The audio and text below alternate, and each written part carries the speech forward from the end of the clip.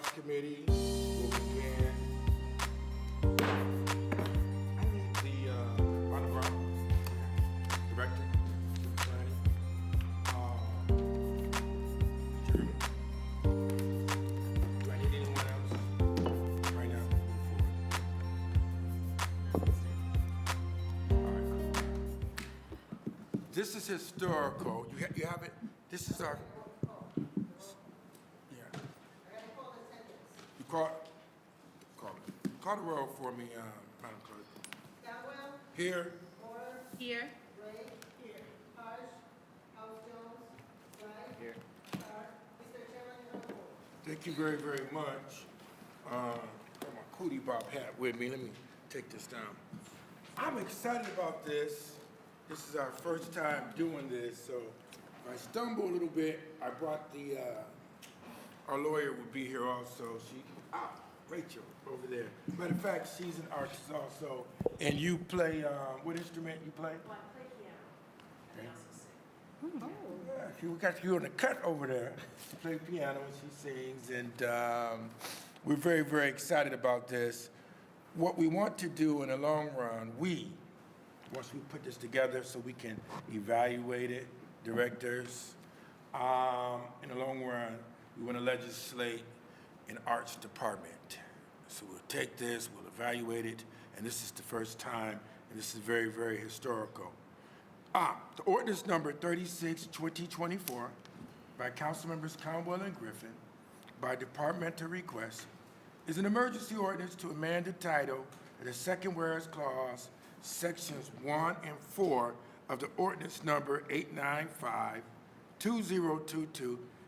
It was passed October the 3rd, 2022, relating to authorizing the Director of City Planning to create the Transformative Arts Project Fund Program.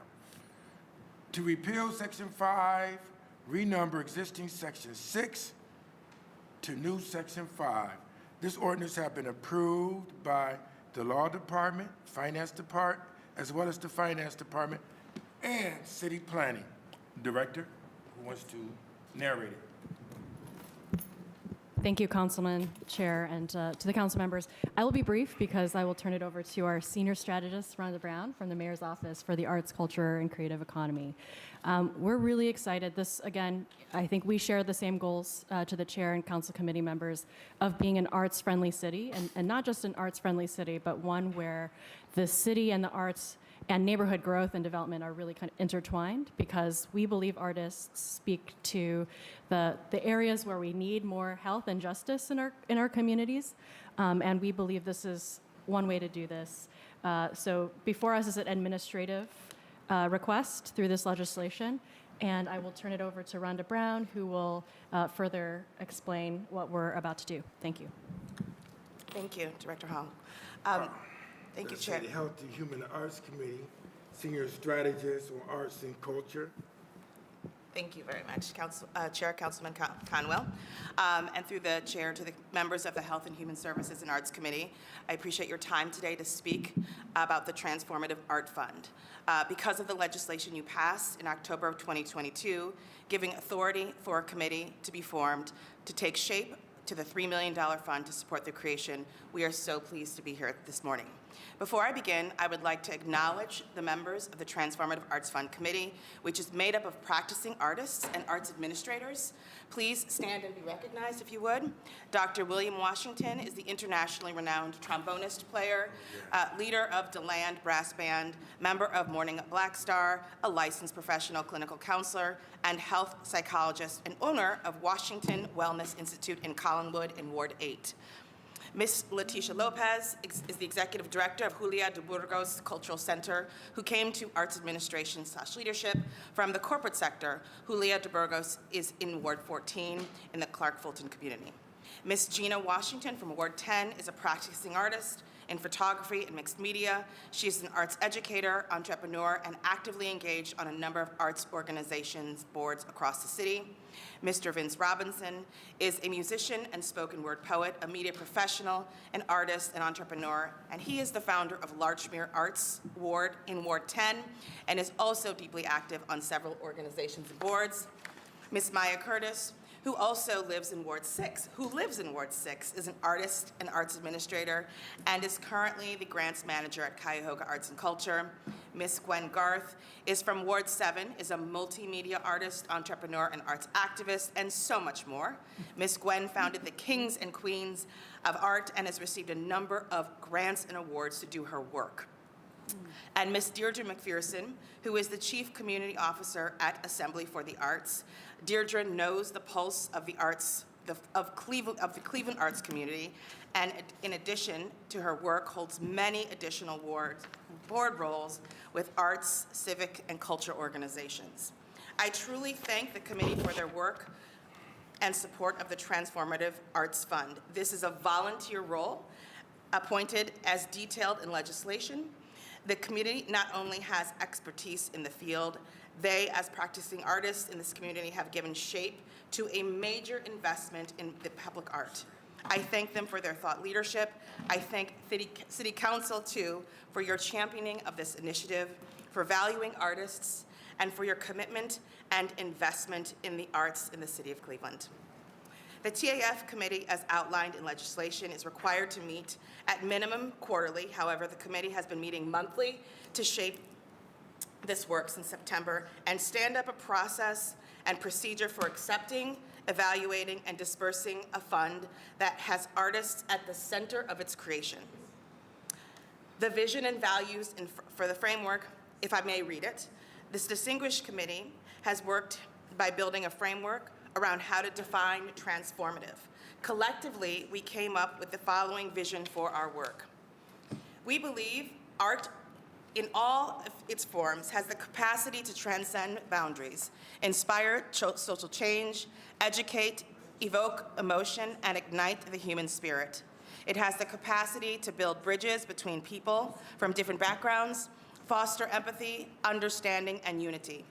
Through the funding of projects led by artists in collaboration with an institutional partner, and within the 17 wards of the City of Cleveland, with a specific community and a specific location, we are committed to harnessing the power of public arts initiatives as a catalyst for positive change. Our vision is to support and promote innovative, thought-provoking, and inclusive Cleveland-centric public art projects that ignite inspiration, foster dialogue, and drive social transformation. This initiative is dedicated to empowering artists, creators, and communities to collaborate and create art that reflects the diversity and richness of our city. You have heard about the committee and our collective values. I want to turn to the request.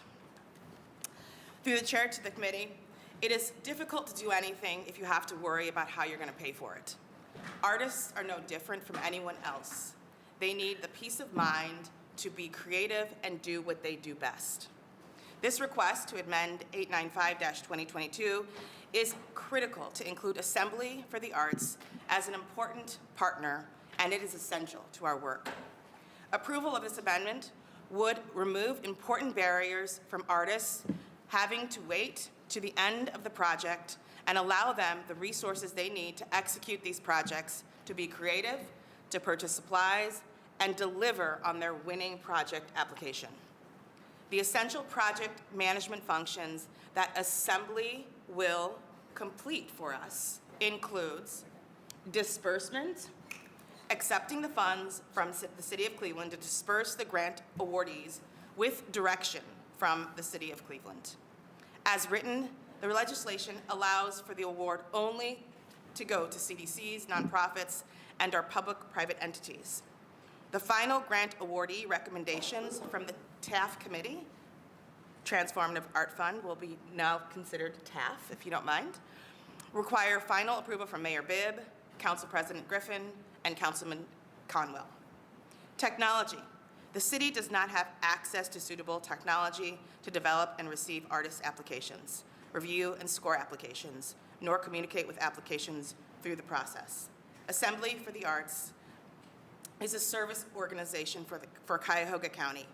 Using Submittable and awards management software, we will establish and create the Transformative Art Fund application, Again, this software will enable the committee to review the applications, and Assembly staff, through this software, will accept the applications, be able to communicate with the applicants, and manage and implement the process for the TAF responses to the committee. We will also have Assembly support quarterly check-ins. Central to this work is connecting with the awardees on a quarterly basis to ensure that the projects are on task, the budget is drawing down according to plan, and to also hear general updates about their progress. Assembly will work with city staff, conducting 4 quarterly check-ins at the end of the month with the lead artist, myself, and the institutional partner. Bless you. These dates are September 2024, December 2024, April 2025, and July 2025. Through the chair, we are grateful for the support of our partner, Assembly for the Arts. They are, as I said, the service organization for the county and have a great deal of experience dispersing funds for projects and awards like these. For technical support with the creation, implementation, and management of the application as described, disbursement of funds, and quarterly check-ins with the TAF awardees, which is an anticipated 6 to 12 awardees from the time of the award, which is planned to be May 2024 through August 2025. The project completion date. We have agreed to a 3% fee of $90,000 For the entire, for the work, yes. for the $3 million administrative costs. 3% of the TAF fund. The remaining balance of the fund would be $2,910,000 to disperse to awardees. I want to reiterate that working with Assembly for the Arts is essential and critical to supporting our artists. I'd like to invite Executive Director of the Assembly for the Arts, Jeremy Johnson, to say a few words about this legislation, the importance of it, and how important it is to support artists in this way. Jeremy, Director. Thank you, Chair Conwell. First, I want to acknowledge how appreciative we are at Assembly for the Arts and the entire arts community to this committee and to the council as a whole.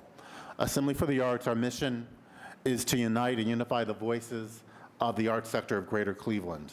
A big part of that is expanding the pie of resources, of which TAF is a huge part. A second part of our mission is increasing equity, and the work that this leadership group has done over these last couple of years has been incredible to increase equity within our community.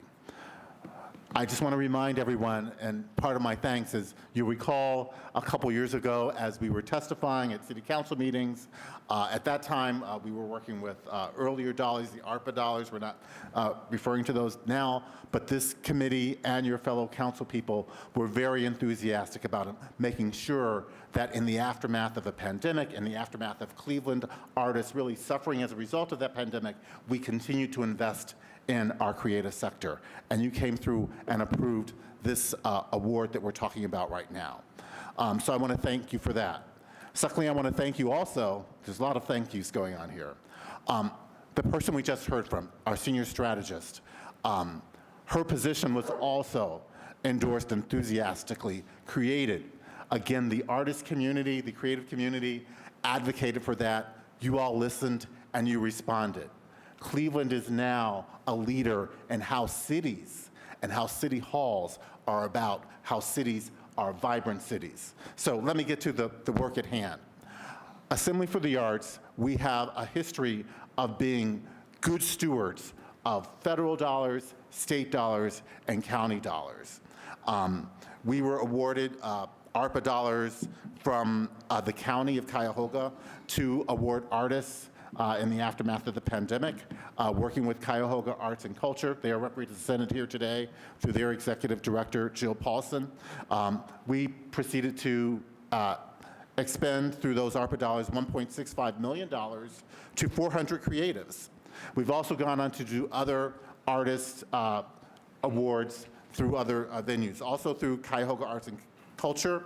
We are expending $140,000 to 24 artists and creatives who are working in red-lined neighborhoods of our city and nearby neighborhoods. Again, you could see a theme here: expanding the pie of resources, increasing the equity.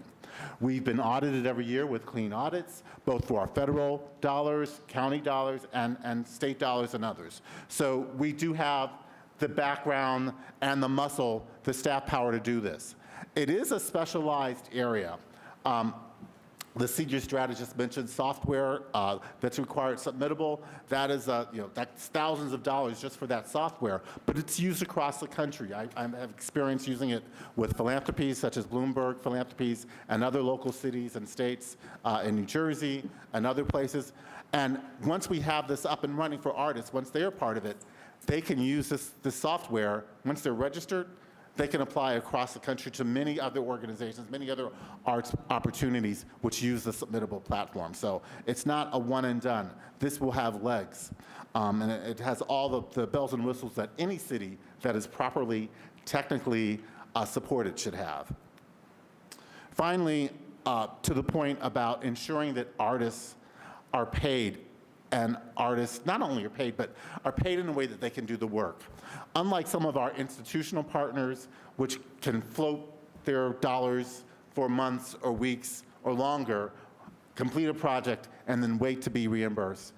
Unfortunately, that is not the case with most creatives. And as we do this transformational fund, we want it to be effective. So I do want to heartily endorse the fact that by being able to put these funds in the hands of the creatives with the appropriate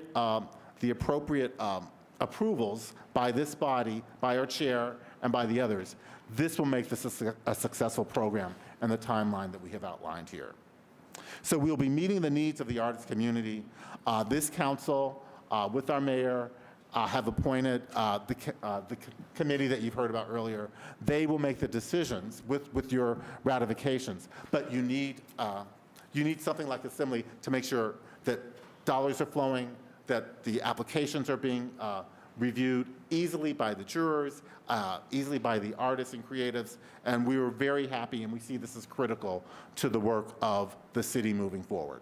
I'm happy to receive any questions through the chair from any of the panel or committee. You know, I'm going to make a statement. Last year and the year before that, the county gave you guys funding, and you, Assembly of the Arts, you came in and you made sure that the artists received the funding, and you guys were audited, and you did a great job. I was there, and I watched everything step by step, and you know, your organization has great character under you, as well as credibility. So, you know, because they wouldn't have did it. When you were given the money, what's this, 24?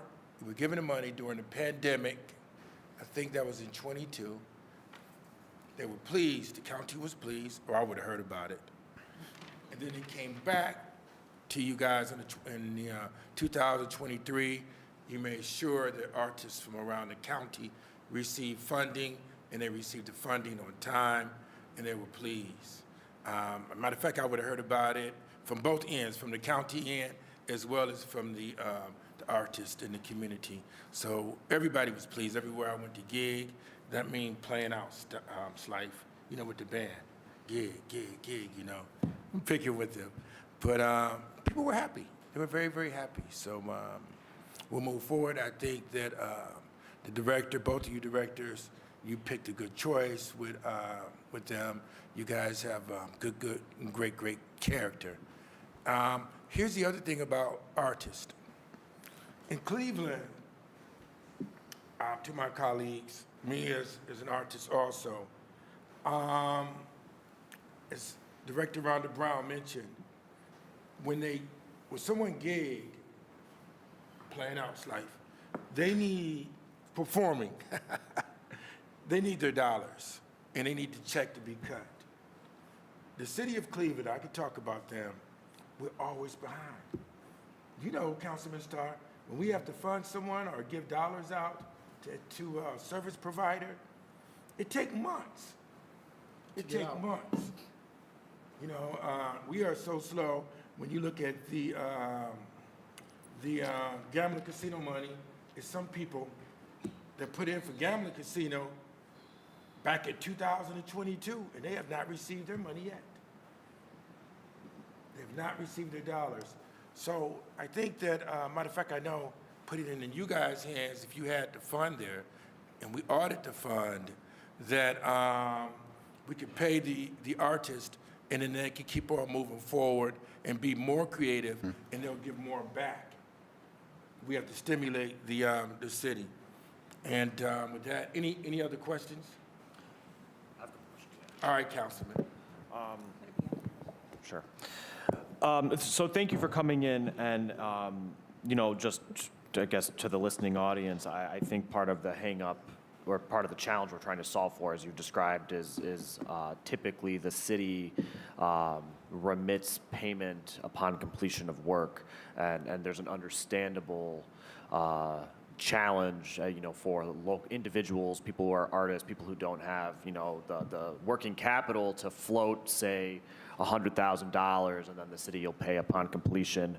So I appreciate the need. I guess, can you speak more to the management of the process? Because I think that this is all theoretical. I don't want to, I'm not making any accusations, but I think the worry, I suppose, is that somebody could receive money on the front end of a project theoretically to cover supplies, the, you know, cost of living, all those kinds of things, and what would be the recourse if they were to walk away and there was no completion? You know, what are the legal ramifications for that individual, and just our efforts to make sure that we are being protective of tax dollars to the best of our ability. Can you speak a little more to how that would be managed and kind of cut off some of those concerns? Sure.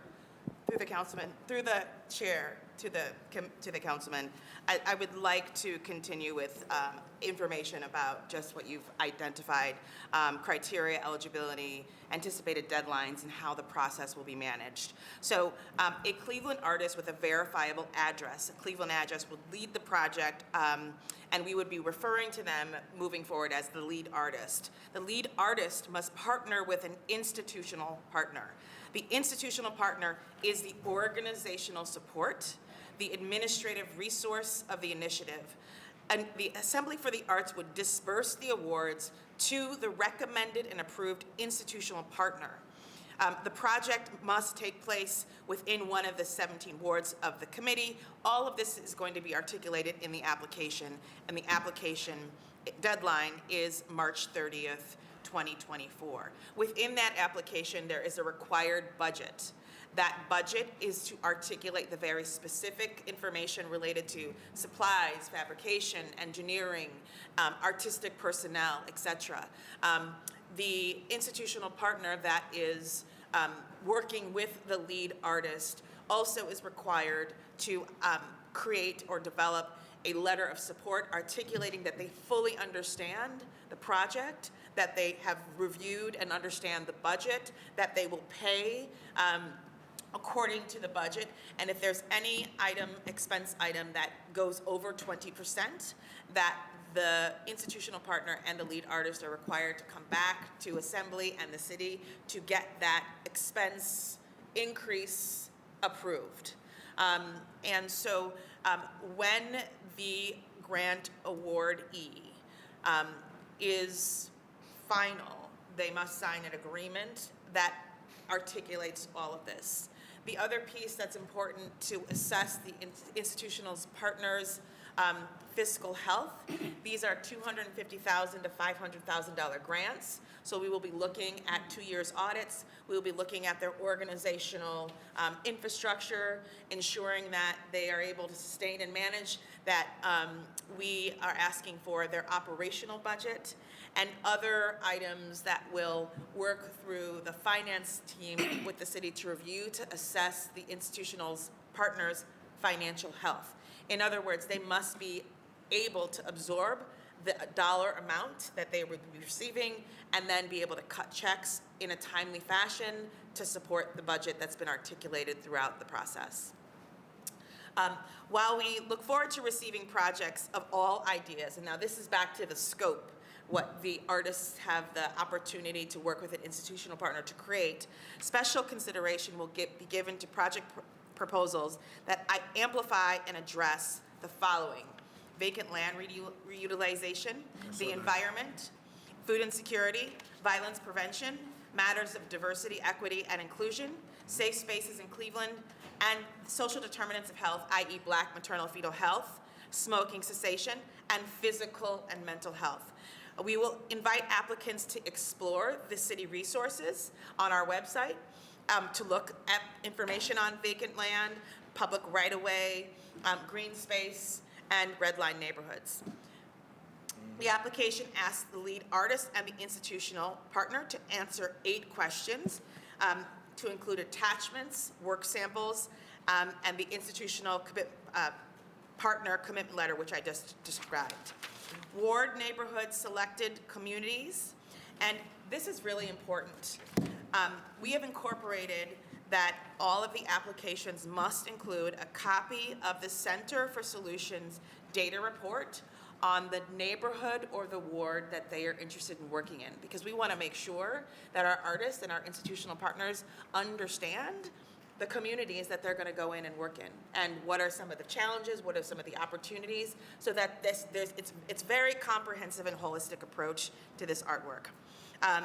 A budget which includes the detail regarding artistic personnel costs, costs for fabrication, supplies, permits, licenses, etc.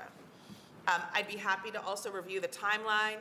We hope our plan is to go live January 30th, with February in-person and virtual pre-conference information sessions. There will be 3 each. Committee members should plan to attend these information sessions, and you all are welcome to join us too. February 15th, we will have our regularly monthly TAF committee session. March 30th is the application deadline. The submission portal will close at 11:59 p.m. March 21st also is a TAF committee meeting where Meg Matko from Assembly will join us and share with the committee, the jurors, how to score the applications and how to kind of get into submittable to make sure that they're reviewing things properly. Post-application deadline, the TAF committee will be working on scoring and ranking the applications April 1st through April 12th. April 18th is our April TAF committee meeting. And April 19th, the committee will endeavor to notify finalists as they advance to the next level of review. April 24th through May 3rd will be virtual finalist interviews. The partnering institutional partner and the artist, lead artist must be present, and that is a virtual meeting. And then May 16th, we will have final deliberations as a committee, and recommendations will be made for a presentation to Mayor Bibb, President Griffin, and Councilman Conwell for final approval. Announcement of awardees would then happen on June 3rd, and the project start date would be June 17th. That is the infrastructure and plan for this work. Great. Thank you, and thank you for, that's really helpful information. I will just, this is an obvious statement, but I think that, and we don't get involved in contracting, so that's sort of why I'm bringing it up now, but just within the contracting kind of protective measures to make sure that, we're not unintentionally sending throwing tax dollars into the wind, that none of the organizations are putting themselves in a position where they are now having to like amass a $100,000 loss. And I think that I'm thankful to hear the auditing that you'll be doing of the organization. It sounds like CDCs and more. So many of these organizations, I think, have the capacity to meet those audit expectations. I just want to make sure we're protecting ourselves against any situation where maybe in our effort to help and promote public art and help an artist, that we're not putting ourselves in our own precarious position as it comes to public dollars. The other question I have, maybe this is a point of clarification. I recall, so obviously this has evolved, this idea has evolved since it was, since it was devised and since there was the initial legislation. I believe previously one of the goals had also been to kind of handle so-called public art deserts. And I know the southeast side was mentioned, even the southwest side was mentioned, at areas where there just was very little to effectively no public art at the time. So I'm interested in how that objective has remained or evolved as well. Why don't you start and then I'll take it. Absolutely, and I thank you to the councilperson through the chair. The goal of this is still to identify areas that do not have sort of the influx of public art, or this is meant to be a capacity boost to those areas and organizations where we want to establish much more of that public liveliness and public identity of the neighborhoods. So part of the criteria and eligibility that Rhonda Brown spoke to included both the Center of Community Solutions from a demographic data perspective, and then Assembly for the Arts is quite active in identifying data as well around where arts activity is happening. So I think collectively between the data we have out there, we can compare and contrast against those to see the places of the most felt need, as well as areas that could use that capacity. Jeremy, do you have anything else to add? Yeah, I think Arts Deserts is something that's very important to us as we collaborate with the city on this, the work we're doing. And we're very aware of the mayor's and the council's commitment to those parts of our city, especially on the southeast side, the east side, certain parts of the west side. So that's certainly going to be core to our work with Rhonda Brown and the councilperson in this body. Can I say one thing real quick? Yeah. I think that, and I don't look at, like you have in this executive summary, the 17 wards. If Glenville and Collinwood, if there's a project there to benefit people, people don't drive through Glenville and say, well, I'm in Glenville, I'm in Collinwood. They just look for resources. So you have 17 wards here. So if you had Glenville and Collinwood doing a project together, man, I don't look at it like that, just to benefit people. Or if you had Glenville and Huff doing a project together, it's the neighborhood that you have to focus on and not the political approach, the political boundaries. It's the neighborhood. And looking at that, that's what have set Cleveland back. Because we'll say Ward 17 or Ward 15, but it's resources. Like, look at where Lopez is at, Julio de Burgos. You don't look at and say just Ward 14. It's what will benefit Clevelanders. And as a Cleveland City Council member, your job is to write policy and laws for people to live and work and travel through the city of Cleveland. So it's what's good for the whole. What's good for the whole means a lot to me. Even if, and I say this in my conclusion, even if Glenville benefit from a project in Collinwood, as long as it benefit people. And that's where I'm at. Yeah, thank you, Chair. And just to be perfectly, frank, I will, in Ward, I worry sometimes when we focus on things at the ward level, because within Ward 17, there is a large section of the neighborhood that is a majority minority, low income, large public housing, and I worry sometimes that that this large population gets lost in the larger data. They do. And that sometimes people don't realize that there's kind of a target population for a lot of city initiatives in a neighborhood where there's a couple people who kind of skew income data and throwing the curve and stuff. So I want to make sure that we're hitting kind of sub neighborhoods as well and fulfilling the entirety of the mission. Just the last question then will be, since we're 2 months out from the application deadline, having these bullet points of things to explore and public art deserts, everything. What's the proactive engagement to kind of try to make marriages between like these goals, these areas, individual artists in anticipation of the deadline? Through the chair to the councilman, that's an excellent question. We are doing several things to impact and support both imagination as well as thinking about concrete places and spaces to execute these projects. First and foremost, the website that we are working on invites interested artists and interested institutional partners to fill out a form to say that of their interest. Also, in that form, there is information about have you ever worked on a project for the institutional partner of this magnitude? And is there a medium or an area where you're thinking about looking? So there's a free form space for that to be filled out.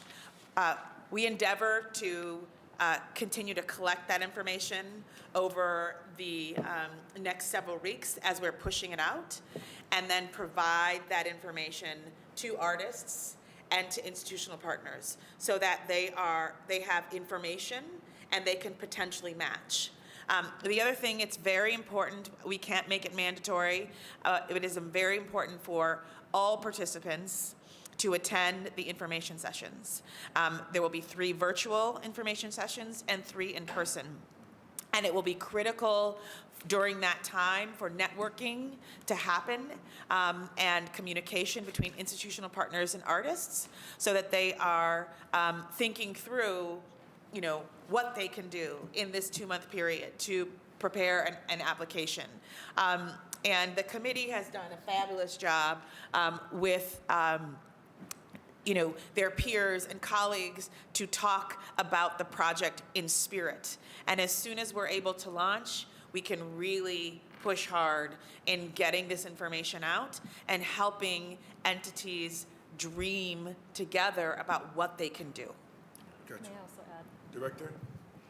I'd like to also add that we, on the administrative side, are being extremely proactive because, as you know, if we are going to address some of these critical issues, such as vacant land or public health, we need to have the administrators and the directors on board so that those process items don't become roadblocks. So I've already reached out to the various directors across the departments to say, hey, you're invited to be a part of, whether it's the review process, and then after that, we will set out a course so that should there be an installation, should there need to be a request to install on a vacant land or a public right-of-way, we will be ready and prepared to diminish the need for time lapses. We'll be ready basically to be proactive on that. Thank you. Councilman? Do me a favor, now you beauty before age. Oh, by all means. When you have these meetings, you plan to have one in City Hall as well with the community and the artist. What you thinking? You want to do it? I'm asking the question. That's all. The committee has really recommended that we do these events in the community. Gotcha. So that folks that live in the community have the opportunity to participate and have the opportunity to drive a few minutes or walk to get this information. So it's a little challenging sometimes to come downtown with parking and all of the other ways in which that can be a barrier to getting information. So we want to be as accessible as possible. So, you know what? Matter of fact, I'm excited. Matter of fact, Council Lady, I think it was in December, you guys were in Huff. They were in Huff in your library meeting, and they had a committee meeting there. And I like that. That's real good. Here's another quick question. In government, we scare people off. For example, we created the gambling casino fund, or the CDBG. It's so cumbersome. People say, forget it, and they walk away. You don't want people to walk away. You want to make it that it's friendly, and that is, and that you're at the Assembly of the Arts, someone that you're helping people to show them the way so that they will not walk away from it. To the chair, we fully agree. And we have received some very valuable information from artists' input. For example, creating an application that has no more than 10 actual questions that have to be responded to, and that having the opportunity to partner with an arts service organization like Assembly and using that best practice software enables us to create something that is familiar to artists already. Gotcha. And there's lots of drop-down menus and checkboxes that are very easy for engagement. And also, we endeavor to be very transparent and open with at our virtual sessions and our in-person sessions, and invite lots of questions. And as we said, eliminate barriers so that the artists can really be creative and dream and think about the most exciting opportunities for this public art work. Two things. We got to be able to evaluate it so that when you write proposals that are on for more funding, you're able to show that we reached our goals and objectives. You got to have an evaluation process. I didn't see it in the executive summary. Are we going to do that with this money? Or are we just going to give out $3 million and there's no way to evaluate it so that we know that it's... Because if you say transformative, you should be evaluating.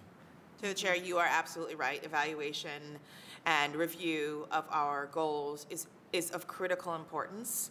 And as we are looking and identifying, what are the salient points that will ensure our success, we will be looking at application receipt and engagement first and foremost. So the first benchmark is to ensure that we are communicating and getting the information out there. So we'll look at that as a critical benchmark. And then we'll look at participation in the information sessions to ensure that, we are getting and meeting the objective by being accessible and having the access to the information and tracking the questions. And then through the applications, the nice thing about the software is artists are able to start and stop their application. It's not like they have to sit down at one moment and submit the entire application. They can work over time, the 2-month period. And so we are hoping that the number of applications that we receive is another important benchmark to assess, our efficacy as a strategy. And then finally, the final projects, where they are, what they represent, that will help us to ensure that we are also meeting, the goals as described in the criteria and selection. So those are ways in which we want to ensure kind of internally that we're doing the work. And then the external, management or reporting, I think we'll look at engagement generally when these projects open, right? And what is the marketing? What does the communication look like? What is the final reveal? And how do we, push that out not only in Chicago, but sorry, Cleveland, I used to live in Chicago. Not only in Cleveland, but beyond. So Oh, you're okay. You're those are the ways in which we're hoping to ensure our success and evaluate our work. Director. If I may, One quick question to add to that. So we give these grants, they write the proposals, and we give the grants out. Two other things should, with your expertise, say someone wrote a grant for 50,000, whatever the case may be, and you look at the grant and you say, however, you can get more dollars here. Is there a way you could show them how to receive more money? Or even if we deny some people, you give them technical support, then maybe the next round, they're able to get funding. You gotta figure out how to get to the yes. You gotta figure out, and you can give them other funding resources. Sir? To the chair, absolutely. My favorite word is leverage. How do we leverage this whole process with other ways to get resources? In fact, we will use our Assembly for the Arts. We have an infrastructure of quarterly meetings, meetups. We will be getting the word out about this, as well as the city's own website. So we will be reinforcing that. But to your point, our website and our resources also include other ways for artists to get grants, other ways for nonprofits to get grants that are connected to arts and culture. So there's leveraging opportunities. In fact, we have worked already with the senior strategists on some potential national funding opportunities, investigating. We're constantly looking at the landscape for dollars and funding and resources that will accrue to Cleveland and to the creative sector here. So I just say absolutely yes. We will be leveraging this opportunity for artists who apply. If they don't get into this, can they work with others? If the institutions are part of this, absolutely. This is a resource for the city. Says I'm sure we're not going to be able to fund everything that comes across the desk. And by the way, I want to be clear. Assembly is not making these decisions. Assembly for the Arts, we are the tool to get the information out. I just want to just go on the record. Just go on the record. For this particular project, we are a tool to receive the information and to help to get those dollars out the door. We are not the decision maker. I just want to make that clear. When Director Brown was in Chicago, you helped a great deal of artists with proposals, and you brought in grant dollars to the tune of how much? How many with the grant dollars? It was millions. Yeah, my previous job, Chair, required probably $10 to $17 million of raising funds annually. So you can leverage this. Lawyer Rachel Nagris-Gullis, we can leverage this. You take the $3 million and you leverage what we have and use that to make it grow and not become tunnel vision, focusing on $3 million. But when we come out of the deal, maybe we can, whatever, for more millions to make Cleveland, how we got the Rock and Roll Hall of Fame or whatever the case may be. It was because of us and our will to make that happen. I yield to you, Council Lady House. Thank you. Good morning through the chair to our arts team that's here today. Just a couple of questions. So it is the intent to have the allocation be in the Assembly for the Arts for the purpose to be able to fund the arts projects, the artists, and to ensure that people, through an equity lens, are able to get the resources at front and to really kind of go away from this reimburse model because people can't reimburse what they don't have. I just wanted to get a clarification on that. Through the chair to the councilwoman, yes, the intention is to ensure that there are no barriers to creative production, both in the creation components as well as the hard costs, that the artists are able to pay for the expenses related to creation, fabrication, supplies, artistic personnel, et cetera. And just to follow up, through the chair to Ms. Brown, the target amount for the projects, we're looking at maybe 6 to 12 projects. Is that a, and can you go, and what was that amount for those projects? Sure. To the council, to the chair, through the councilwoman, the anticipated budget for these projects are $250,000 to $500,000 apiece, with $2.9 million, $910,000, $2,910,000. We anticipate the projects will be able to fund based on the project, based on the budget, 6 to 12 projects. But that all is dependent on the budget and the projects. Right.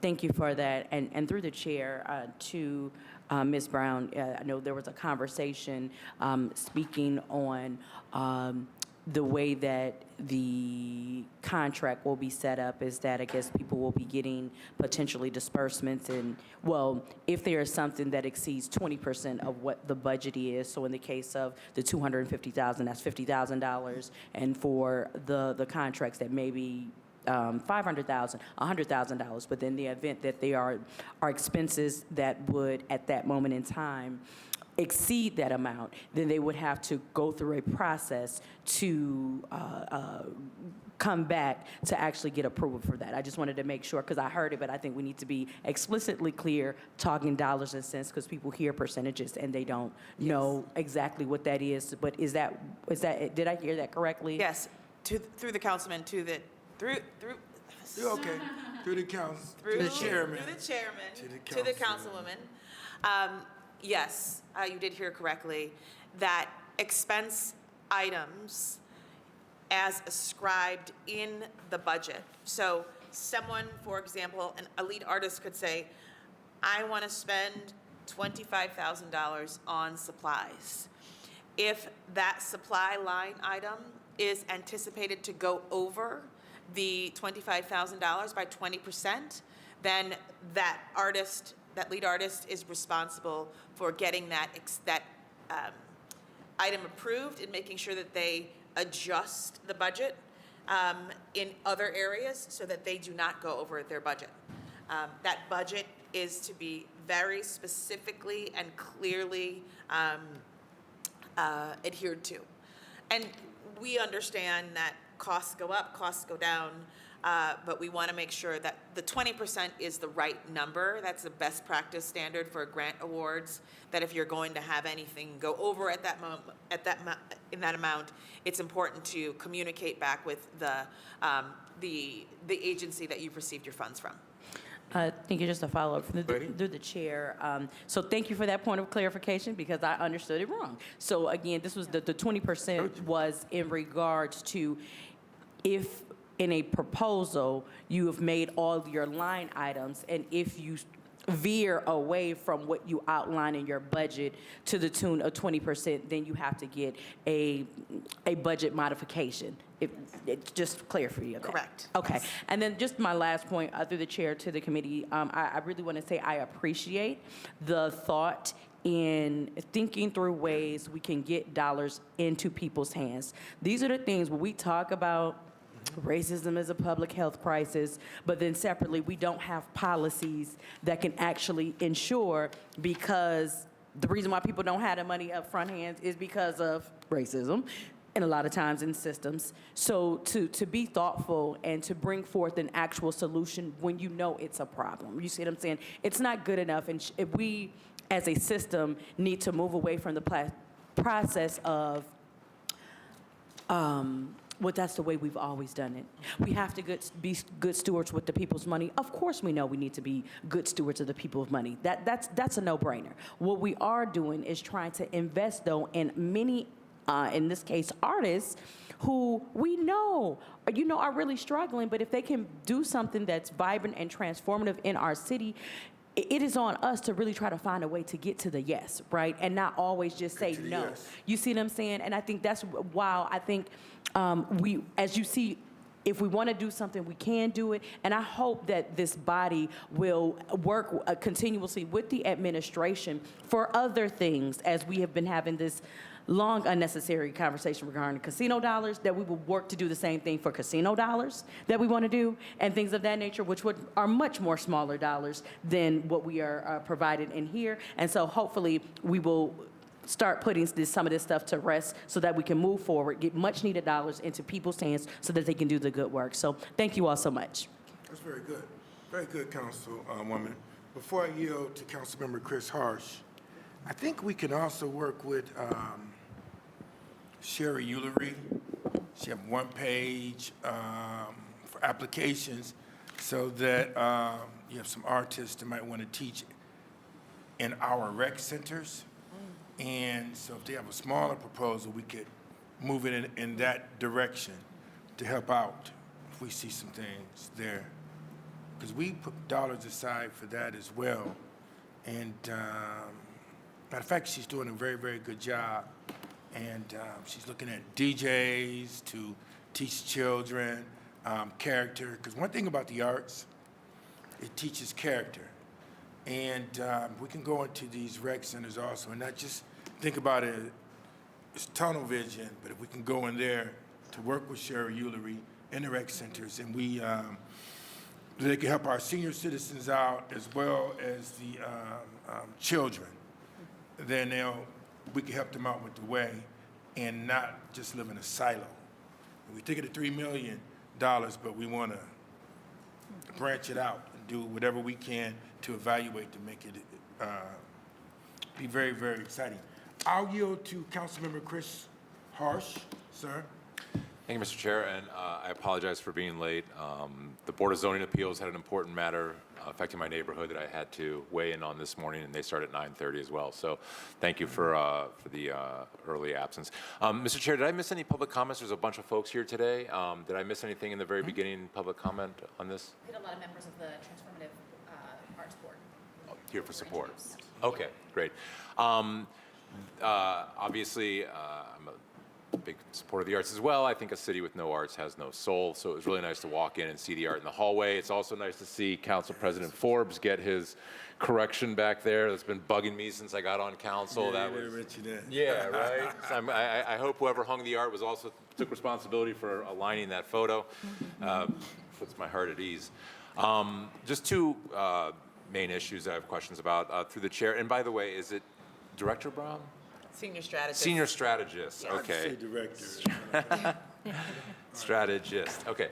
Through the chair to Senior Strategist Brown. When we talk about the administrative partner or the institutional partner, I heard CDC thrown out there, but I'm sure that they're only one option. Are there other partners out there in the community that you would imagine would be involved in this? Yes, thank you.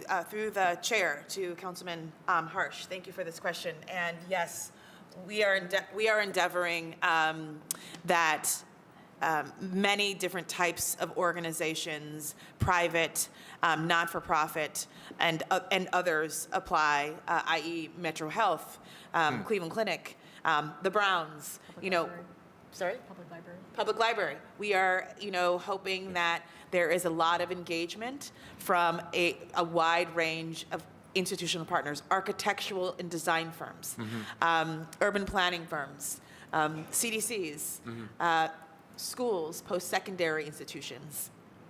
We hope that there will be great interest in being an institutional partner to support a project like this, because this is an opportunity to work in a community with a lead artist and/or artists to do some very exciting work. Okay, that's good to hear. I was concerned that the institutional partners would actually be going in the smaller range and where we'd have sort of less developed organizations working, but those sound like good targets. Through Madam Chair to Senior Strategist. Oh, I'm sorry. No, it's not to you. Just as a comment to the council members here, transparency and accountability are sort of synonyms these days. I don't see anything in here that requires reporting back to the administration or council about the final usage of funds. So I would suggest to the chair lady that we include a section that just asks for a final report on how funds were allocated. I'm sure that the director would be wanting these as well, and senior strategists as well. But if we could just put something in there that needs to be provided to the council so that we have a end accounting of how the money was spent, that might be I Good think accountability, transparency measure. great minds think alike, and I think Rachel Scalish has been thinking about something similar. If I could pass it to her. Oh, hey, wonderful. So I have no qualms or objections to getting money out into the artist community faster, to ways to help more people. I cringe every time somebody tells an artist to get a day job because art should be a day job. We have so many talented, gifted people in this city that we ought to be investing in them and growing our arts community. They do nothing but give, and I'm glad that we can help out in this manner. So I have no further objections or what does Councilman Jones always say? Uneasiness. I have no uneasiness moving forward. Thank you. Thank you, and I think Councilwoman Gray. Thank you. Good morning to everyone, committee. I definitely love this project, this Arts Fund project, Transformation of Art Fund project, per se. I'm amazed with the music settlement. I really am, Chair, Madam Chair to the committee. When we had the meeting there last year, I was just floored on what I learned and seen at the music settlement. So this is a new beginning for me. This is a new beginning for me. So I even appreciate and honor just to learn everything what I heard from my colleagues. I just have just a couple of questions. Well, Chairman, he's back to the committee. Is there an age limit? Through the chair to the councilwoman, there is an age limit. We are requiring the lead artist to be at least 18 years old, and that is the minimum age requirement. Okay, all right, good to know, because our audience probably listening, and they definitely going to be prepared to apply for the application. And also, Chair to the committee, is there a particular type of artist that need to apply? That's a great question. Through the chair to the councilwoman, the art, the medium for the art is wide open. So we're looking for a wide range of artists to consider projects that impact the areas that we discussed as part of the eligibility and criteria. So in the application, artists will see, and even in the form, the interested art, I'm an interested artist form, they can select what their media are, media, because many artists are multimedia artists, as some of the folks here at the table are. Okay, thank you. And a couple more questions. Due to the chair to the committee, something that Councilman Conwell brought up, dealing with the different wards, just a little bit, just to need a little bit more clarity on the different wards. Now, do the wide range of artists, do they need to go to these particular wards to work their artistry, or can they be from like other wards when they, once they apply? Because you have, That's a good question. because you have the committee structure in certain wards. So per se, my ward, Ward 4. So would that artist need to go to these particular wards to work with the committee team or whatever? I can't. It's a lot to that question. It's a full question. Through the chair to the councilwoman, that's another excellent question. We are very open. So an artist that lives in any ward or neighborhood can select to create a project in any ward or neighborhood, as long as the project is executed within the boundaries of the city of Cleveland. It is up to the artist to decide and determine where the project is implemented. Okay, great answer. Thank you for that. And one last question. Due to the other questions that my colleagues asked, Madam Chair, to the committee, especially my colleague Harsh, he just asked about the different institutional partners, per se. Now, when you say that the funding is $250,000 or $500,000, a grant's going to go to one of these institutions to be distributed to the artists. Sometimes our CDCs have to pay upfront and then they get reimbursed. Is that similar to what's going to be happening with this funding? Or, once they receive the money, will they pay upfront with the money or have to be reimbursed once they pay out? Chair to the committee.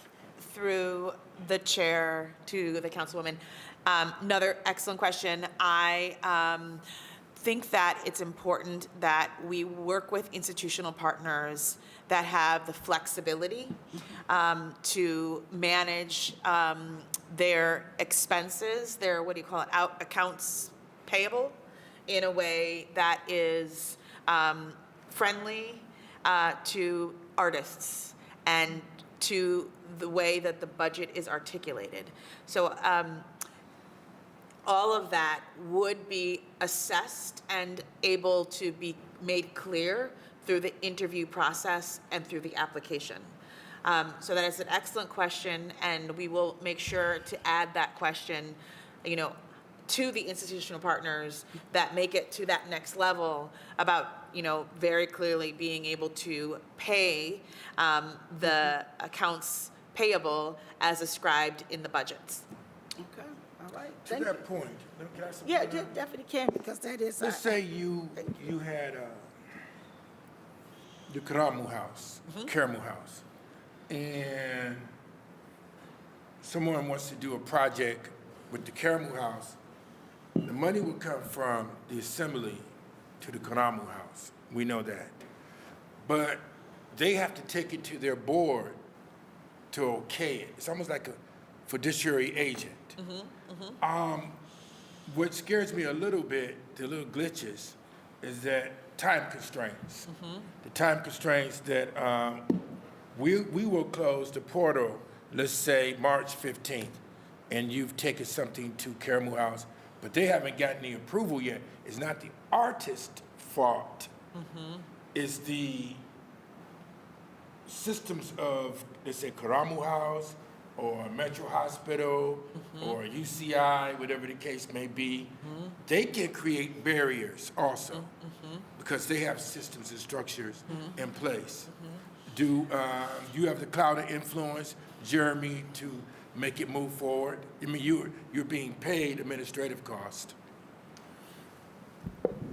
To the chair, we will work very closely. I think the senior strategist talked about the interview process, how the institution is working with the artists. That needs to be laid out as part of the application. What's required of the artist for that first installment from the, remember, the institution will receive the check. Right. And then they will in turn, so there are layers, you're right, there are some layers here, and that can slow things down. But I think one thing we need to look for is the flexibility of these institutions. Do they have a history of working with creatives, or where they can expedite those things? We'll be looking for that, or the committee will be looking for that in the application. That's going to be really important, that just as a philosophy of those who are applying for these dollars, do they understand the needs of the creative community and how their financial situation works? They need to have an understanding of that. That's going to be, so it's both the institution and the artists that are applying. The artist submits the application, but the funds go to the institution. Does the institution have an awareness that they need to respond in an expeditious manner and in a flexible manner? So you ask a simple question, we give you a little bit of a complicated answer, but the application process will make that clear. And I would hope that the committee that's reviewing that application will take those under consideration. And also to the chair, another very good question. Karamu House and many of the nonprofits that would receive dollars are very used to receiving grant dollars, and their boards typically don't put any restrictions around spending restricted dollars as long as a grant agreement has been signed. That restriction comes when they're accepting the dollars through the signature of that grant. Exactly. They have to sign off on And it. so then once the board signs, or once the leadership signs that grant agreement, the executive director and their CFO has the flexibility and authority to spend the dollars as described in any grant agreement between an entity and another entity. Director, and then we'll go back to you. Through the chair and to the chair, I heard the concern about the actual timeline about submitting the application. So what's required of the institutional partner is a letter of support of the institution from top leadership saying they support the project that's being proposed and that they will do what they can to support the projects moving forward. So if the artist and institution receives the award, remember that the project doesn't start until June of this year. So there is time to allow for that administrative process to go through boards, to go through leadership. But to underscore Ms. Brown's point, most institutions do give that flexibility to their executive directors once it's been sort of appropriated, so to speak, to apply for grants. And you know what? And while we are waiting until June, I'm just giving a suggestion. We should be writing proposals right now. Because, you know, we know this, we're hitting the milestone in June, but instead of waiting for it to hit in June, we could be seeking and looking for other grant dollars from the state, from federal money, whatever the case may be, and then we can create another fund to go side by side, and then just lock in, just like that. So we can keep it moving. Then, at the same time, we're looking to, I know I'm putting you to work a lot, to create a strategic plan so that we can set a department up and so it can be everlasting and ongoing. So we do this. And I look at this money as seed money, really. And with the seed money, then we'll create it, and then that way we can put it into the city GNL, city budget for next year in February. I'm really pushing in that direction. So we got to monitor and control everything so that my colleagues will be able to see it, so that they'll be able to know the way, and then we have a great outcome measure, and we can make the city of Cleveland, like since we have the Rock and Roll Hall of Fame here, like Nashville or Austin, Texas, or Memphis, those places, destination that people want to come back to the city of Cleveland because it's a thriving place where artists can live and work at and raise a family. Yes. Yeah, but thank you, Chair. That was all of my question. I just wanted to make clear, just have an understanding that these funds are separate from the CDC transaction, you know, when they distribute money. So thank you for that clarity. Thank you, Chair. Thanks very, very much. Any other questions? I got to say this also, then we'll yield to you, Rachel. Great job. With the, they love the artwork outside. You have made City Hall come alive. Not just staring at the walls. It's really, really cool beans, man. And as Councilmember Harsh mentioned, you know, he's an artist also. Sometime he go in the back room and we jam. Sometime, and we haven't been to the Rock and Roll Hall of Fame jamming yet, have we? Yeah, we did. We did? Yeah, we did. Yeah, we sure did. We played Superstitious. Oh, yeah. All right. I played the right chords. You nailed the rhythm. Ta, two, ta, ta, ta, boom. Yeah, we did do Superstitious, came back to me. We're going to do, we'll look at these amendments right now, the whereas clauses. I brought the, this is new to us with the, that's why we ask you a lot of questions. So if it get a little bumpy along the way, just go ahead on and groove with us on this right here. You got me thinking the arts and music, groove with us. So Rachel Niagara-Skellish, can you narrate what we need to do? I've asked the clerk to make copies so I can give it to the other council members. But those aren't the amendments that we're going to do. No. Oh. All right. Yeah. I yield to you. Thank you. Through the chair, yeah. The council president, as well as the chairman, asked me to kind of look at this piece in terms of transparency and accountability and oversight responsibility of the council and make some amendments to it. I was very happy to see this executive summary, which actually has some very good approvals, oversight measures. And so what I suggest, instead of making some of the amendments that I had thought of, that we refer to this, make this a file, to the legislation and refer to it in here, and I can read through what I suggest we do. And also include that council shall be reported to, I think on a quarterly basis, which is what you have for the other ones, about the process of the grant program. So let me just kind of go through what I've scratched through this entire. Give us the first one that we have to vote on, and then we'll go. I think that's the section one.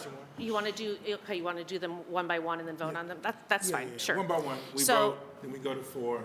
So in section 1, this is really just to kind of clarify what's happening, because we're authorizing, the amendment that is there now is to authorize the city planning director to enter into contract with Assembly for the Arts.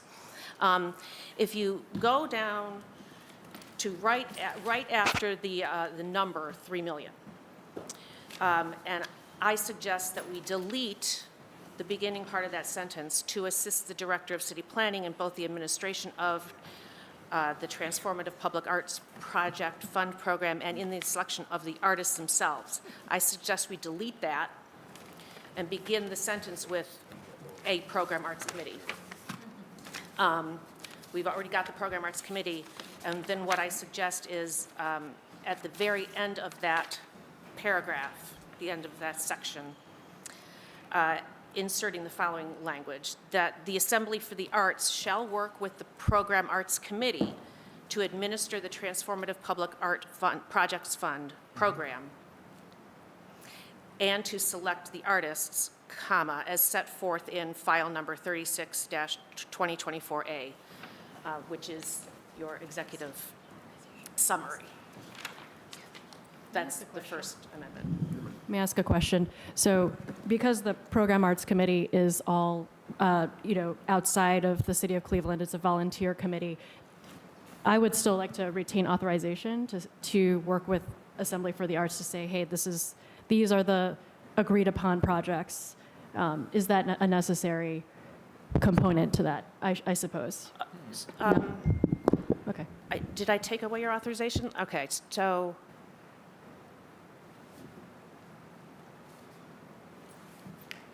Okay. So don't delete that first part. Is that, would that? To assist the director of planning and both the administration. I would say we still need representation from the administration in order to give Okay. the final authorization. Okay. All If right. that is amenable to the committee. All right, I understand. So, Yeah, you do need never mind. administration. You do need us, you need us to authorize it. Yeah, you do. Oh, we're working through it. Okay. Okay. Repeat. So let's not delete that first part. We'll maintain that. We'll maintain the entire thing and then just add at the end. Yes. Oh, well, the Assembly for the Arts shall work with the Program Arts Committee and the director? Yes. Yes, okay. I put the director first. I put the director first, and then the Program Arts Committee second. Gotcha.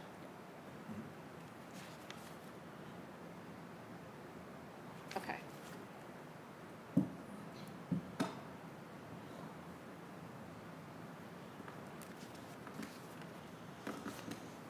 Shall I reread it? Yes, yes. Okay. In section 1, I suggest that we further amend it to include the following last sentence. The Assembly for the Arts shall work with the director and the Program Arts Committee to administer the Transformative Public Art Projects Fund program and to select the artists as set forth in the file. Right. Any discussion on the motion?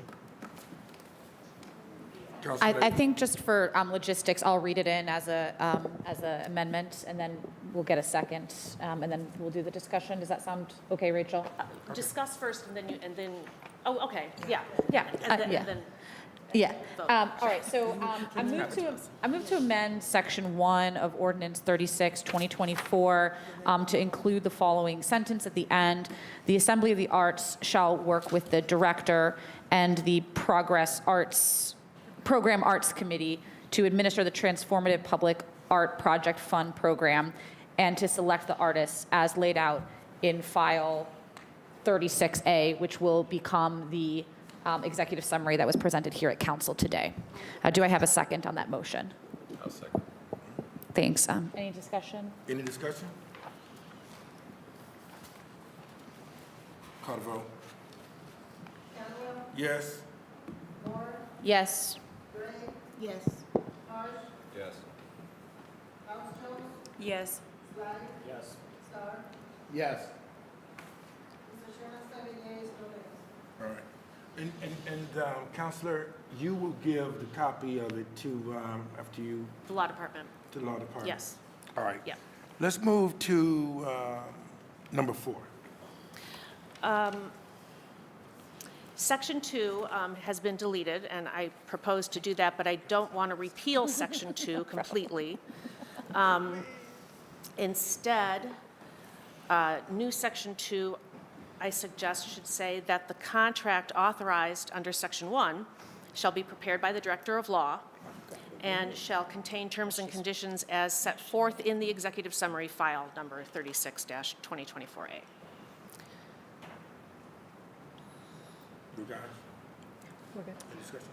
All right, great. Then I will read it in, into the record. I move to amend ordinance number 36, 2024, to delete the current listed section 2 and instead insert the following sentence, that the contract authorized under section 1 shall be prepared by the Director of Law and shall specify that the city shall provide grant money to the assembly. Nope. Oh, Sorry. sorry. That's- As to specify the city shall, when do I do, as in file? The apologize. Director of Law and shall contain terms and conditions as set for, I've changed it, Thank you. Councilwoman, I'm sorry, Contain terms and conditions. Okay. as set forth in. Thank you, I apologize. From the top, I would like to move to amend ordinance number 36, 2024, to delete the current section 2 and insert the following sentence, that the contract authorized under section 1 shall be prepared by the Director of Law and shall contain Terms and terms and conditions as laid out in file number 36, 2024A, which shall be the executive summary that was presented at council here today. So moved. Second. A second and a discussion. Discussion? Call the roll. Here, yes. Yes. Yes. Yes. Yes. All right, thank you. Councilman Starr, you have, I have some more. okay, Sorry. move forward. Pardon me? Yes. I suggest, Reporting. the next amendment I suggest is to insert new section 2A, that the Assembly for the Arts and the Program Arts Committee and the Director and the Program Arts Committee will report to council quarterly detailing the progress of the grant program. Absolutely. Absolutely. Yes. All right, I apologize. I was up, I was not paying attention. Let me read, I can reread that. Yeah, please, which one you're deleting? And this is not New- on there. This is Okay, new. okay, Yeah. got it. That helps me. I suggest inserting a new section 2A to read as follows, that the Assembly for the Arts, the Director, and the Program Arts Committee will report to council quarterly detailing the progress of the grant program. Okay. And I just want to say for the record, because as Councilman Slife just pointed out to us, because we are changing the sections of a prior bill, there's multiple sections 1 and 2 here, but the first one is a reference to the prior bill, essentially. So when I'm saying insert section 2, we are That is the first section 2 at the top of this page. That's internal to the prior bill. Correct. Yes. Okay. I just And- wanted, and yeah, the- thank you for following along with that description. I appreciate you. And then this is 2A. This is So 2A. we don't have to renumber everything. Absolutely, yep, completely agreed. Okay, so I move to amend ordinance, oh, I apologize. Should we also reference the file with the quarterly dates for that specific quarterly report? Sure, okay. Yeah, We doesn't have to go in. Yeah. In accordance with the file. in accordance with the file. Okay. All right, I move to amend ordinance 36, 2024 to insert a new section 2A stating that the Assembly for the Arts, the director, and I apologize, the program Arts Committee shall report to council quarterly in accordance with file 36, 2024A, which shall be the executive summary presented here at council today. We got to just take a summary. Discussion? Do I have a second? All right. All right. He was in first. Charlie gets to second this one. You second it? And any Okay. discussion? Any discussion? The motion? Madam Clerk? Yes. Yes. Yes.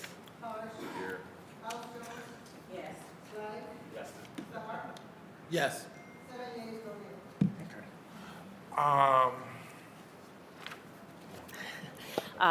Actually, I've got two more. Section 4 would like to insert that the cost of the agreement shall not exceed $90,000. And, Jeremy? so that we have a not-to-exceed amount. Repeat it again. Yep. All right. I move, oh, I didn't hear. apologize. I did hear to the chair. Counselor? Lawyer? All right. I move to amend ordinance 36, 2024 to insert in section 4 that the cost, or to edit section 4 to say that the cost of the agreement shall not exceed $90,000. Entered in, yes. And then it continues as normal from that point. The cost of the agreement shall not exceed $90,000 and shall be paid from fund number 01-001-9997. All right, and continues that Yeah. from there on. That stays the same. All right, great.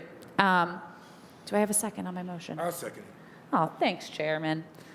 I guess I'm calling discussion even though it's yours. I'm sorry. Yeah, call it I'm calling discussion. my own discussion. Any discussion on my motion? Call the roll. Yes. Yes. Yes. Yes. All right. Counselor, you have just the last one, This is right? simply administrative. If you look down, right under section 4 is new section 2. It says that the existing title, the second whereas clause, and sections 1 and 4, I'd like to insert after the number 1, comma, number 2. And then below that, new section 3 needs to be deleted because we're no longer repealing Yep. section 2. So basically, we're just kind of cleaning up these Yeah. edits Yes. and making them I more don't- cohesive. And then renumber new sections 4 and 5. Rachel? Those two, yes, yeah, yep. Okay. Needs to be 3 and 4. All right. I move to amend ordinance number 36, 2024, to edit new section 2 to read that the existing title, the second whereas clause, and sections 1, comma 2, and 4 of ordinance number 895, 2022, passed October 3rd, 2022, are repealed. I also move to remove completely new section 3, which reads as section 2 of ordinance number 895, 2022, passed October 3rd, 2022, is repealed, and then renumber new section 4 to new section 3, and new section 5 to new section 4. Do I have a second? Second. All right, Councilman Starr's in first. Any discussion? No discussion. All right. Call the roll. Yes. Yes. Yes. Yes. Yes. Thank you, Rachel, for your close reading and help with this. Councilman Starr, you have a request? That you didn't do? To the chair, to our lawyers, can you add me as a sponsor on this? Conwell got me up late night talking about this, and he I called Vince Robinson, then I called you 4 o'clock in the morning. then he don't want to tell you, he didn't get to you, Rachel, let you know some of the things we discussed. So, which is making sure we all good. That's all. Does anyone else want to be added? Yes, could I be added, or Yeah. all of us be added? Thank you. Yeah. Thank you. What's that? Yeah. Yes, yes, yes. And since the arts community is in the room today, through the chair, could somebody track down the person who did the static cat rap on the corner of Quigley and Clark, and please get them to apply for more art? The static cat is my favorite piece of sponsored public art in Cleveland. It brings joy to my heart every day. Please Well, we'll find make that sure, artist, get more work. To the chair, that Tara Petras is on top of that. So. I've not seen that. It's awesome. Yes. Okay, great. Any other discussion on ordinance number 362024? Okay, I'm going to close that out. I want to bring up Jill, and I want to ask her a question. I'm moving forward. Okay, so we'll be Yeah. dismissed. Can we make, to the chair? Yeah. Through the chair, can I, Move. Let's just. Ms. Brown has a request before Ms. we Brown. leave the table. To the chair, I would, to the chair, to the committee, I would love to invite everybody to the Discover the Promise Impact, Legacy, and Perspective exhibition opening this Thursday at 5 p.m. here on the second floor. The art that you see on the wall was installed over the weekend, and it represents 57 works of art by African-American artists from the city of Cleveland and the surrounding areas of Cleveland that have done some fabulous work over the years, and new, emerging, and mid-career African-American artists. The national theme for Black History Month is the celebration of Black arts and culture, and so we are pleased to be able to have something where folks can come to City Hall and engage in discourse, look at the art. This show will be up from February 1st to the end of May. So I just wanted to make sure that I invited you all to come to that and to enjoy the work that you see. It's on the second floor, right outside here. Yes. Yes, we put it, yes. Just to the chair, to the team. I know I'm leaving, but it looks amazing. To get out the elevator, Don't you? It really was nice. I was like, oh my goodness. It really was seen nice. this melanin popping, giving some life to Cleveland City Council. Co-curated by our for very real, own it Ronnie looked Brown. really good because, most of the stuff is so bland. It's just flavor. And I'm for real, it just really helped my mood. So, because it'd be a struggle some days for me. So, but I appreciate it. So thank you. Did we already have Before like you- the things before you they're leave, hanging I on have to installed, make or an did we have to do announcement. those? Yes, we did. Okay. They got to make Chief sure Tuen the had that ordinance is installed. approved. We They should do more. before they We all should do leave. more rotating exhibits. It was lovely to come out. I'm so glad. Thank you. Yeah. Ordinance number, let me get back to the ordinance. Ordinance number 362024 is approved. And then we batter up. As amended. As Approved. amended. As amended. As amended.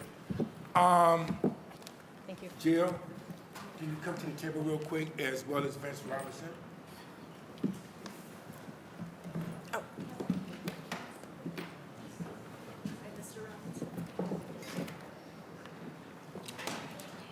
So, you know what? Today is a great day for you guys, for the artists. It's a great day, and I want to thank, matter of fact, the committee members, your committee members, so if someone don't know them.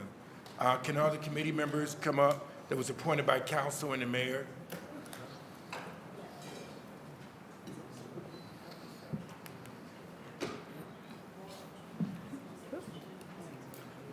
Hey Vince, I'm doing that gig on Thursday. She didn't mention it. Rhonda Brown, you want to come up and do some things with us? Sure, absolutely. Yeah, we're gonna perform, everyone. We will hit at 5 o'clock.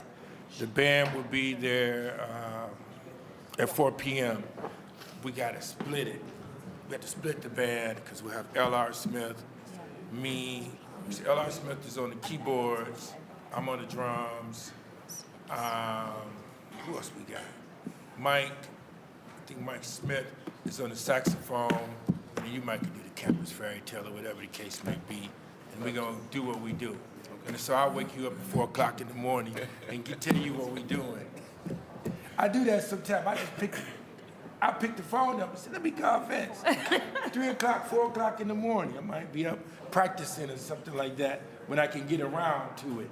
Because, you know, being a council member, you're busy doing a lot of other things, but, you know, sometimes you wake up in the morning and things just hit you, you know, and start writing or practicing. And then I'll pick up the phone, I'll call Vince Robinson, but you act like you're not asleep.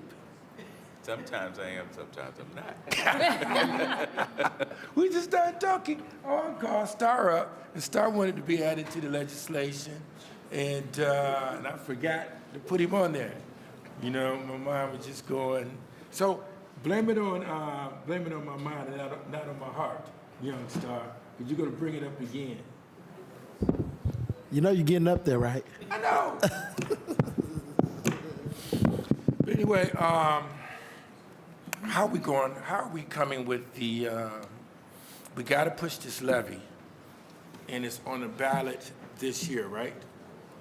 We got to get it moving. The arts levy. Sure, it's a pleasure to be here, to the chair, to the whole committee, and I look to my colleague, Jeremy Johnson, who runs Assembly for the Arts. So I'm the executive director of Cuyahoga Arts and Culture. We're the political subdivision that disperses dollars to nonprofits. I'm here along with my colleague, Maya Curtis, who is on the actual committee for the TAF group, and we're really, I just want to say sidebar, so appreciative of the artists who invested all their time. That's what we're aiming for, November 24, but again, there'll be multiple steps to get there. I'll defer to Jeremy and Assembly, the PAC, the C3 and C4 to discuss fundraising. That's not our work, but our two entities are working close together. We just need to take a couple of key steps between now and middle of second quarter to ensure that we have everything in order. Ultimately, our board will vote at some point on what to put on the ballot in coordination with Assembly. From there, then we will bring it to council to be ratified, county council. And then ideally, we're on the ballot in November 24. And what support do you need from us? City council. City council. I think, again, in coordination with Assembly, we'll want to make sure that we have support. CAC plays the role of education, right? So our job is to reinforce the importance of the arts for education, quality of life, economic development, safety, inclusion, and equity. And it will be Assembly's role to gather official support from the city at whatever level deemed necessary. But I think on a very practical level, we can share with each council member for each of their wards what CAC-funded nonprofits are doing in each of their areas. So you'll be able to see that, and then comprehensively how that is playing out across the city at schools and rec centers. You know, we'll prepare a resolution to support it in the long run and get out in the community to support it. You received the funding from cigarettes, is that correct? Yes. And the cigarettes are, which is good. They're not smoking as much. That's what I hear, which is good. Yeah, definitely. It's very, very good. And so we might have to look for other funding streams to help support the arts. And so we'll meet later to discuss, you know, where we at. So it's not on the ballot this March. It's Correct. in November. Ideally, that's the plan. Again, it has to be put on the ballot by council, county council. That'll work. Then you'll let us know what we might need. Yes, for sure. Okay, and other funding and those kind of things. Yep. All right, thank you very, very much. Thank you. Any questions? This is very, very important to us to make sure that this moves forward. Appreciate I'm looking at some other things. When I was in Detroit, they, for the what is, billboards, that's what I'm looking at. They tax advertisement and billboards for their arts.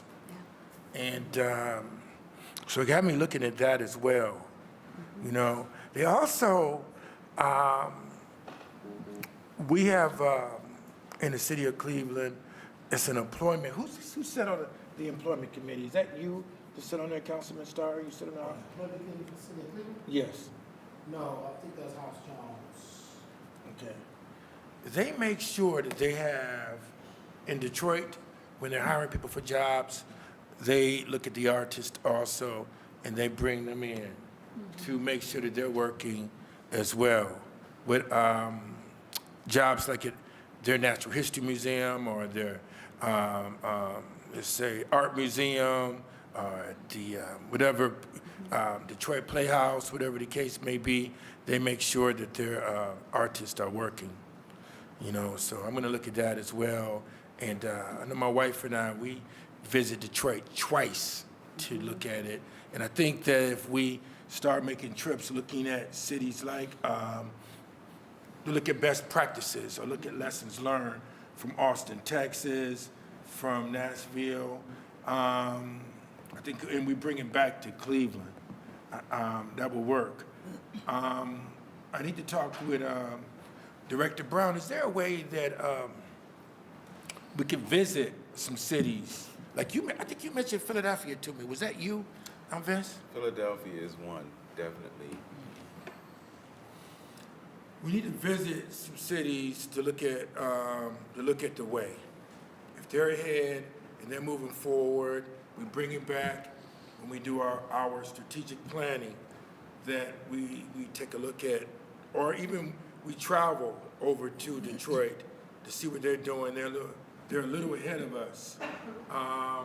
And not just work with the artists, but we work with the institutions, like even Cleveland Clinic or Metro Hospital with the arts, that we focus on musical therapy. And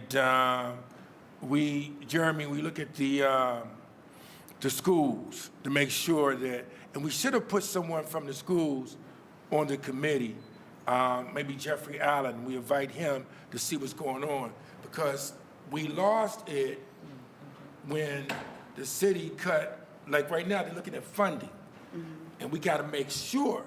But Morgan, the new CEO, he plays the trombone and other brass instruments, so he knows the way. I met with him in December here at City Hall, and I told him the story. When they cut the arts, you remember that, Vince Robinson, in the 80s and 90s? And they focused mainly on football, basketball, and the sports. That's good, because Glenville is back-to-back champions, you know, back-to-back champions. Or the state back-to-back champions, which is very, very good. But they got to know the way. Here's the threat and the risk that's going on. If they're talking about cuts in the long run, the first thing you cut is the arts.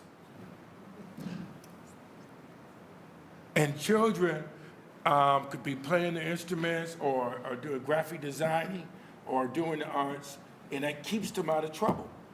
It kept me out of trouble as a kid, long time ago, Star.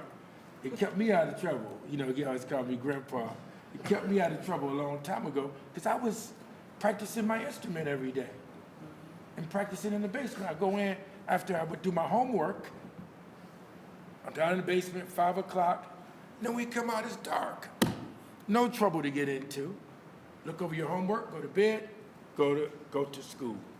So we gotta make sure they don't make these cuts. And when we do the transformative arts, I'm looking at Lopez also, you gotta make sure that we bring in other groups, the Latinos, as well as the Asian group, what they're doing over there, all of that, have inclusiveness. What I want to do, Director Brown, the airport, they just don't understand the way. If we're the rock and roll capital of the world, when you travel through the airport, or when people travel through the airport, it should be art, like you have it out here.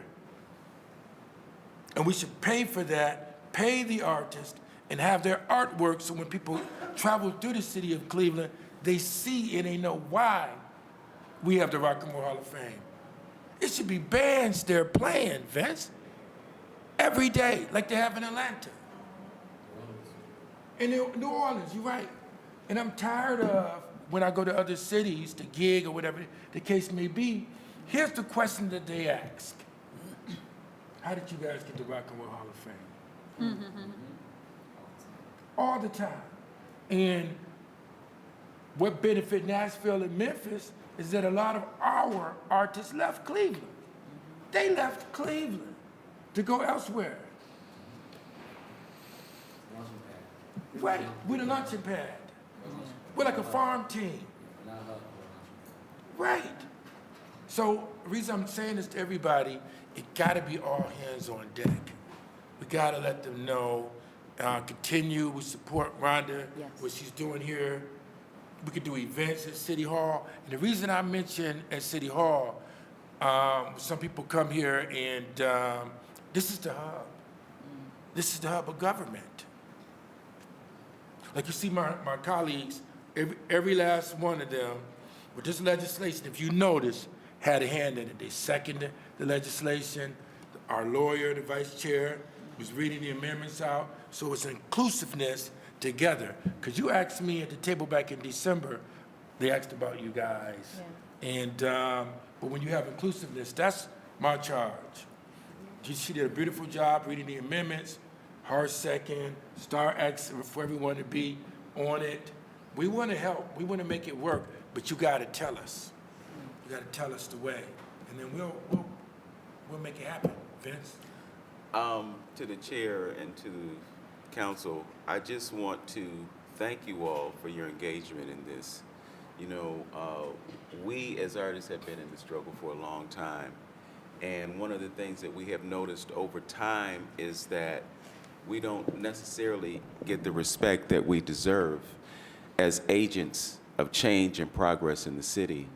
You mentioned the airport, and I can tell you after having performed there and coming back to the airport and having people talk to me and express appreciation for the fact that they had that.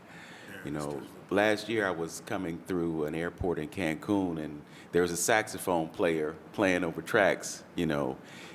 It's nice to hear Mayor Bibb's announcement all the time, because we hear it over and over and over. But to have live music in the airport would be great, you know, and I just have a dream. I'm gonna be Martin Luther King right now. I have a dream that someday there will be a piano in the airport so that someone could just come in, sit down, play, and entertain folks, you know. Can you imagine Jackie Warren sitting at the piano in the airport and hearing that music? It would be magnificent. This is a very important step for Cleveland and the city. One of your colleagues expressed how she felt when she came into the second floor and saw the art.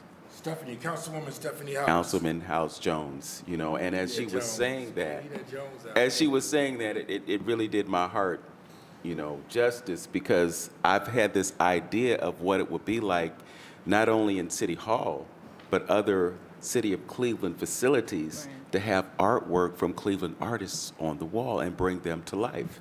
It just speaks to the transformative impact of art on our citizens. You know, she's everyday person just like everybody else, but she came out of that elevator, saw that art. Everyday people. Yes, and lifted her up. So I want to just thank the committee, and I want to thank City Council for this bold move, because it's unprecedented, and it's going to be the launching pad for great success in art and culture in Cleveland.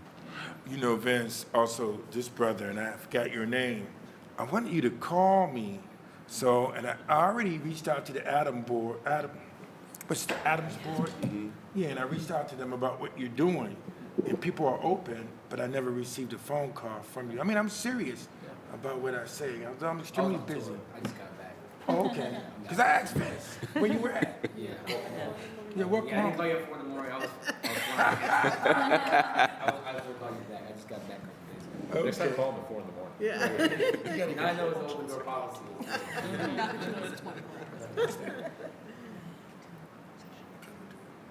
Yeah, we're gonna, what time is Because it? it's almost 10:30. I know I have to go.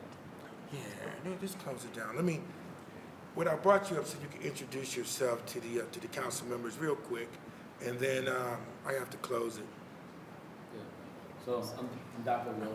I'm a health psychologist, licensed therapist. I own the Washington West Institute. I'm also an international touring musician. I have a brass band called the Land Brass Band, and we're New Orleans style, but we're really a Cleveland brass band. So, and I'm also Morning the Black Star, which is like Afro punk. NPR calls us a non-genre band. So we are currently touring the world. We just got done with Lonnie Holly, who's an internationally acclaimed artist. We were just in Australia a little bit ago, but the whole point is mind and music. And so I take mental illness and transform it into holistic wellness, and I use art as a product of it. So healing is my art. I'm in Collinwood, so right on 185th Street, right by Holland Soul Food, right across from the Standard. So Yeah, we love it. Invite me to come through. Chris? Can I just say, Mr. Chair, I didn't know you were in Morning a Black Star. It is an absolute sit-down, beginning to end. Calm yourself, prepare yourself. It is a work of art. Fantastic album. Good work. Well, that was a tough act to follow. Good afternoon. My name is Letitia Lopez. I have the honor and privilege of being the executive director at Julia de Burgos Cultural Arts Center. Hi, I'm Maya Curtis. As you mentioned, I'm a grants manager with Cuyahoga Arts and Culture, longstanding arts administrator in Cleveland and a neighbor of the Larchmere neighborhood. Larchmere. Hello, everybody. I'm Gina Washington, and I want to thank you all for all that you do. I am a person that does a lot of different things. I work for a lot of different nonprofits. I teach art in the community, and I do want to amplify the fact that art is therapy. All forms of art is therapy, and therapy is so needed now for our children in the schools. Every single one of them appeared in the story.